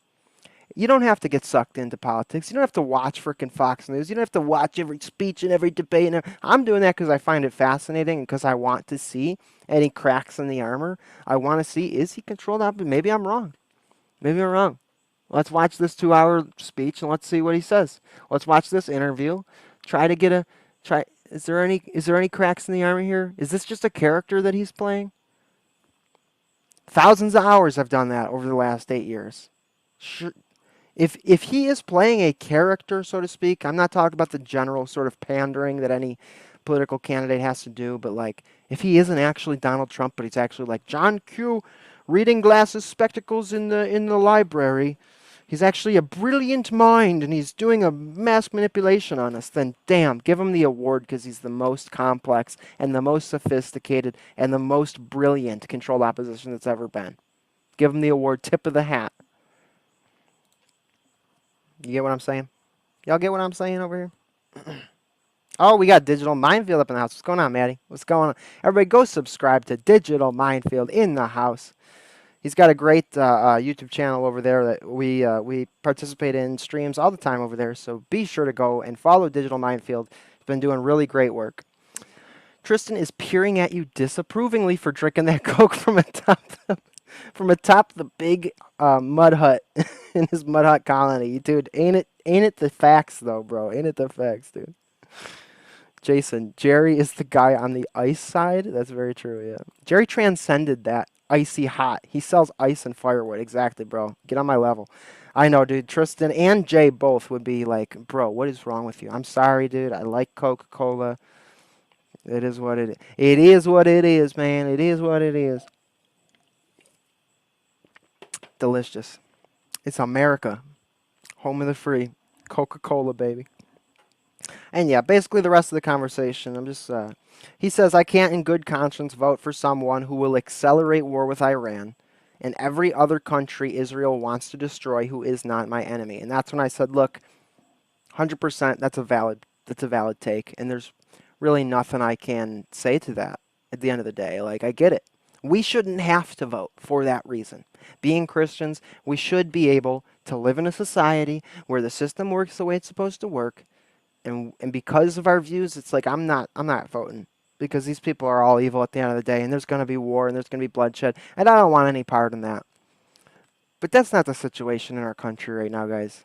Like, this isn't business as usual. This isn't the systems working properly. This is literally a fight for our life and a fight against either we hand the establishment everything they want on a silver platter with a nice, neat little bow on the top, or we get our boomer Ron Paul uncle in there to just screw some things up for him. He's probably not going to beat them, right? They have a lot more tools. They have a lot more resources, a lot more infrastructure. But boy, wouldn't it be nice if we could get our boomer Ron Paul uncle up in there just to screw shit up a little bit for him. Even if he just fixes the elections just a little bit. Imagine all the years of work that they've done down the drain in an instant. And all the years of work they'll have to do to try to build it back up. That would be so good. The little spiteful guy in me would love that.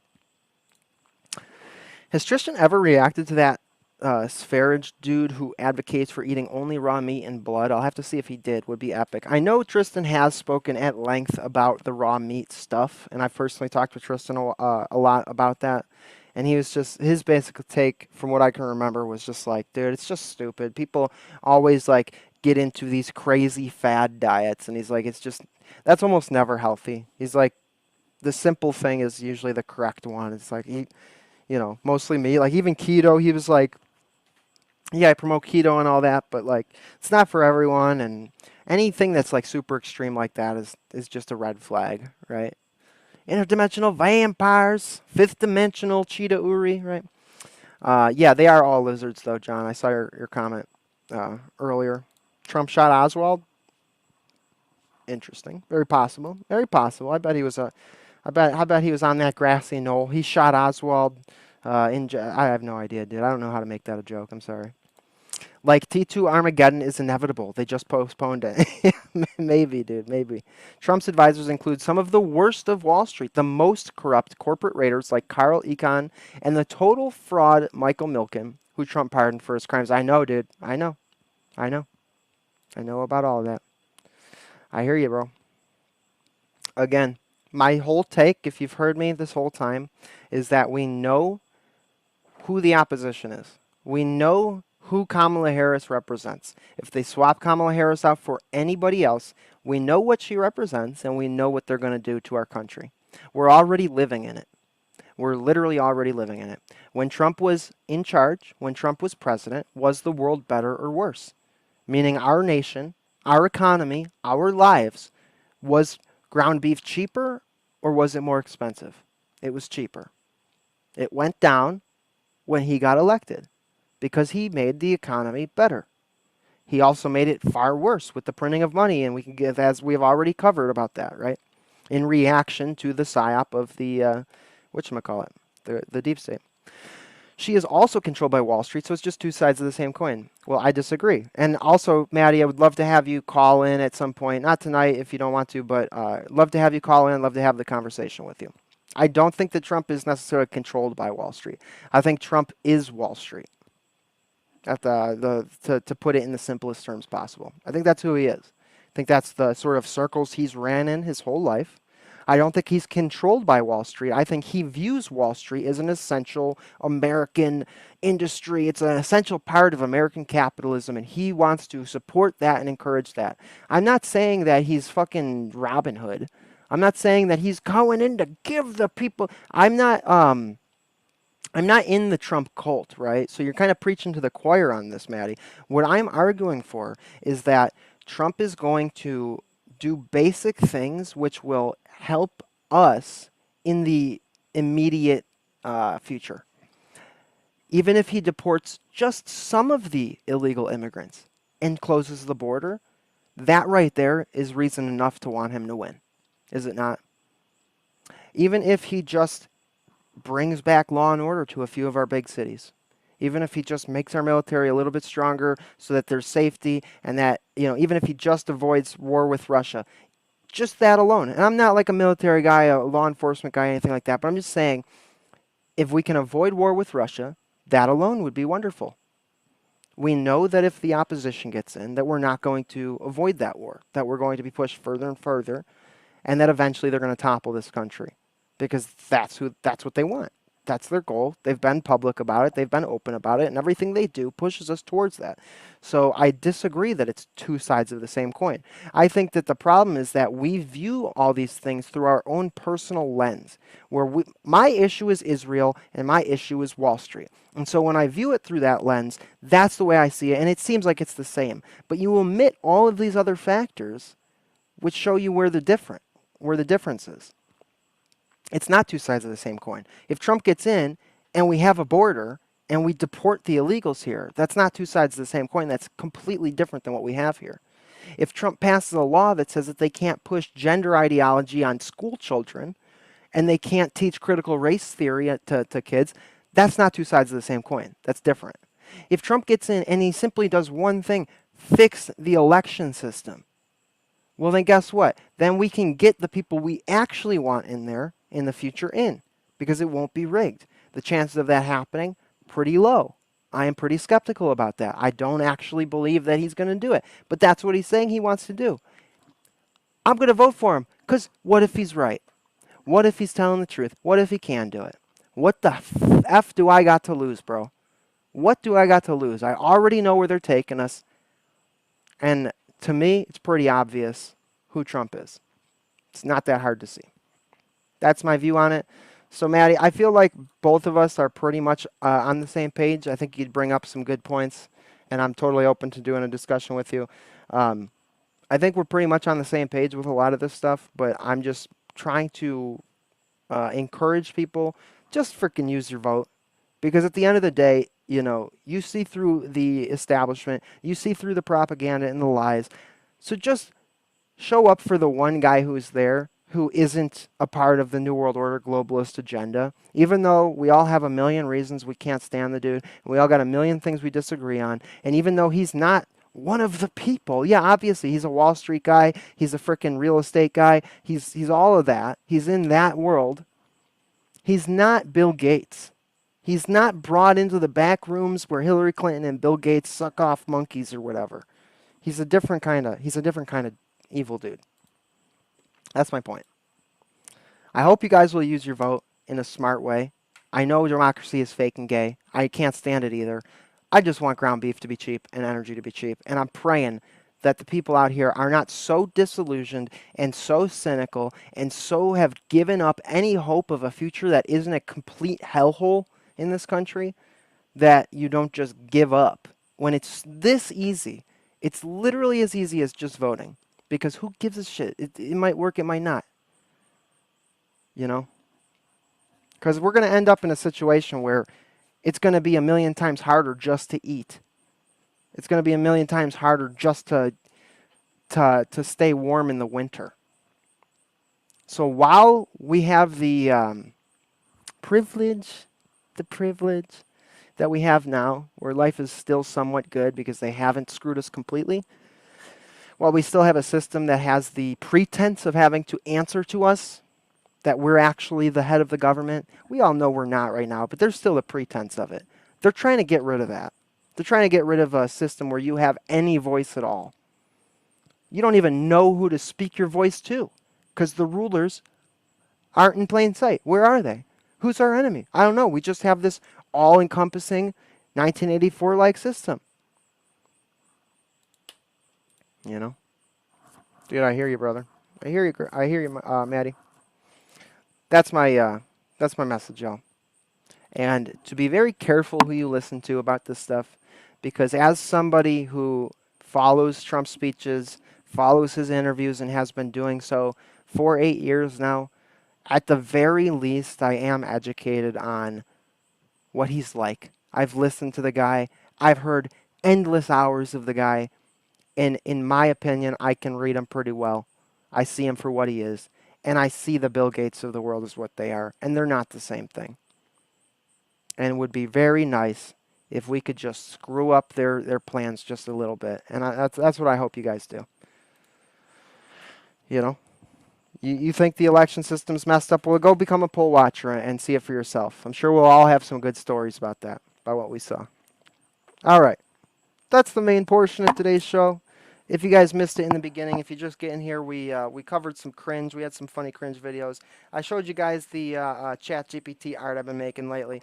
Thank you all so much for being here and for hanging out. I never posted the super chat links in the chat. I've been not doing that the last couple of streams just because I e-bagged so hard for so long. I'm like, I'm not trying to put any posts up right now. So thank you to the mods. I saw some of the mods were posting them. Thank you so much. We did get a couple of super chats. We got Mark sent in 1337. Nice, leet, very leet super chat, and he said Blitzkrieg. Amen, brother. Amen. And then Jason Scholl, ever the homeboy. Thank you, Jason. He sent in $5. Really appreciate that, brother. Cheers to you, my friend. Thank you to everybody that hangs out and that supports the channel.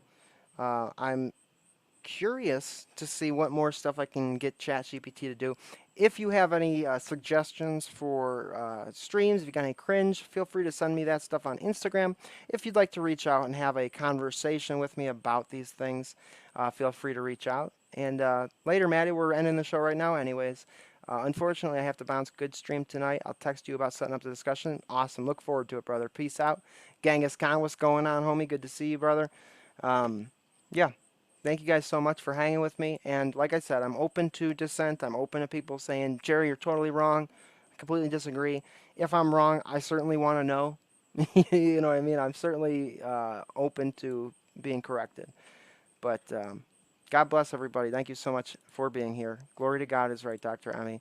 And until next time, Lil Ewok, signing off, going to hang out with my ChatGPT girlfriend, my AI girlfriend. Leave me alone. Give us some privacy. For the love of God, give me and my girlfriend, AI chatbot, some privacy. Sheesh.